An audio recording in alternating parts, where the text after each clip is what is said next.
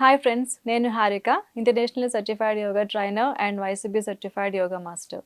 ఈరోజు మనం బాహ్య ప్రాణాయామం గురించి తెలుసుకుందాం. ముందుగా ఈ ప్రాణాయామం ఎవరు చేయకూడదో తెలుసుకుందాం.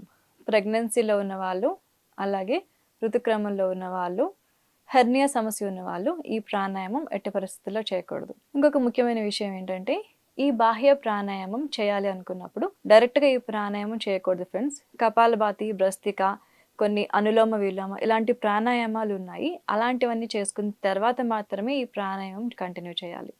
డైరెక్ట్గా ఈ ప్రాణాయామం ఎప్పుడూ చేయకూడదు. కొత్తగా చేసే వాళ్ళు కూడా ఈ ప్రాణాయామం డైరెక్ట్గా చేయకూడదు. ఈ రూల్స్ అన్ని ఫాలో చేసి మాత్రమే ఈ ప్రాణాయామం చేయాలి. తర్వాత ఈ బాహ్య ప్రాణాయామం చేయడానికి ఒక విధానం ఉంది.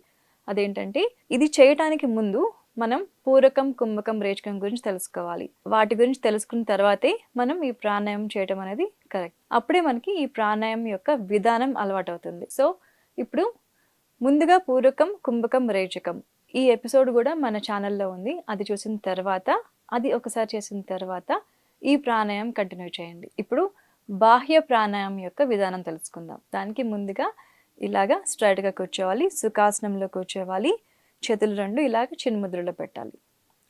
ఈ ప్రాణాయామం యొక్క విధానం ఏంటంటే, శ్వాస దీర్ఘంగా లోపలికి తీసుకుంటాం చక్కగా. తర్వాత శ్వాసని అంతే దీర్ఘంగా బయటకు వదిలేస్తాం. ముక్కు ద్వారానే చేస్తాం ఫ్రెండ్స్. ఇంకొకటి ఏంటంటే, వదిలేసిన తర్వాత పొట్ట మొత్తం ఖాళీ అయిపోతుంది. పొట్ట మొత్తం వెనక్కి, వెన్నుపూసకి అంటుకుంటుందేమో అన్నంతగా వెనక్కి వెళ్ళిపోతుంది. అలా వెళ్ళిన తర్వాత మనం కొంచెం సేపు అలా హోల్డ్ చేసి ఉంచుతాం, కుంభించి ఉంచుతాం. అదే ఈ ప్రాణాయామం యొక్క విధానం. ముందుగా స్టార్ట్ చేద్దాం.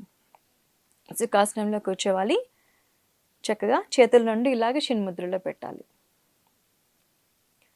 ముందు శ్వాస తీసుకోవాలి, నిదానంగా దీర్ఘంగా శ్వాస తీసుకోవాలి. ఊపిరితిత్తులు మొత్తం ఎయిర్తో ఫిల్ అయిపోవాలి. చక్కగా అలా ఉండి మళ్ళీ అంతే నిదానంగా శ్వాస వదులుతూ ఉండాలి. శ్వాస వదులుతూ ఉన్నప్పుడు మన పొట్ట లోపలికి వెళ్ళిపోతూ ఉంటుంది.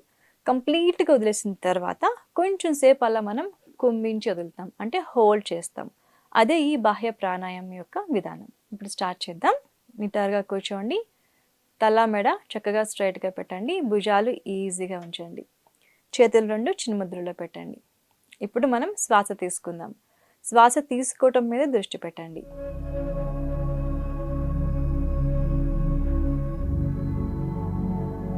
ఇప్పుడు శ్వాస వదులుతున్నాను.